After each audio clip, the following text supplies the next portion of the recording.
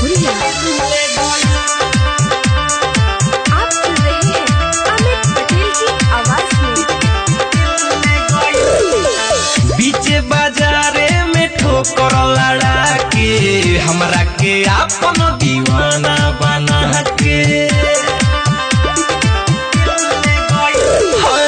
बीच बाजारे में ठोकर लड़ा के हमरा के अपन दीवाना बना के, ऐसन बीमारी धरा के गईल, स्कूटी वाली दिल ले गईल, स्कूटी वाली दिल ले गईल, हाँ हाँ हाँ स्कूटी वाली दिल ले गईल।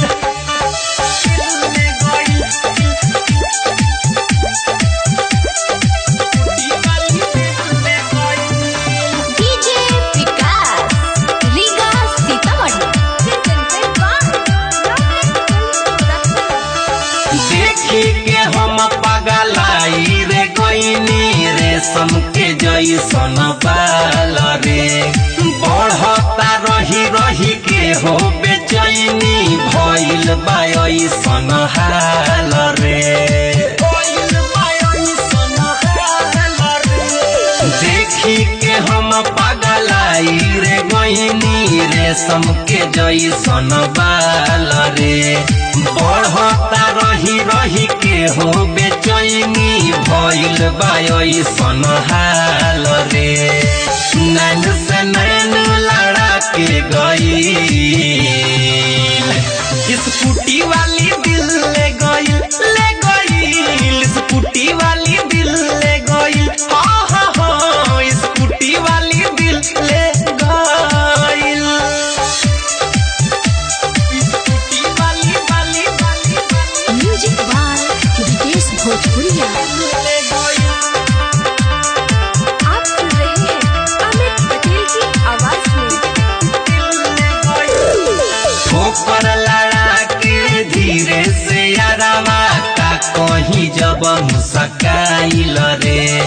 खोली के हमारा दिल के केवाड़ी भीतर ले जाके समाइल रे, ठोकर लड़ा के धीरे से यारवा का कहीं जब मुस्काइल रे,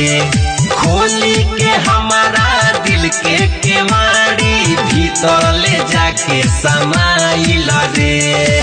हमके दीवाना बना के गईल,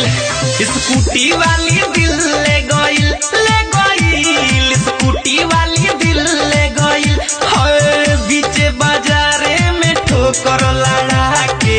हमरा के अपन दीवाना बना के, ऐसन बीमारी धरा के गईल, स्कूटी वाली दिल ले गईल,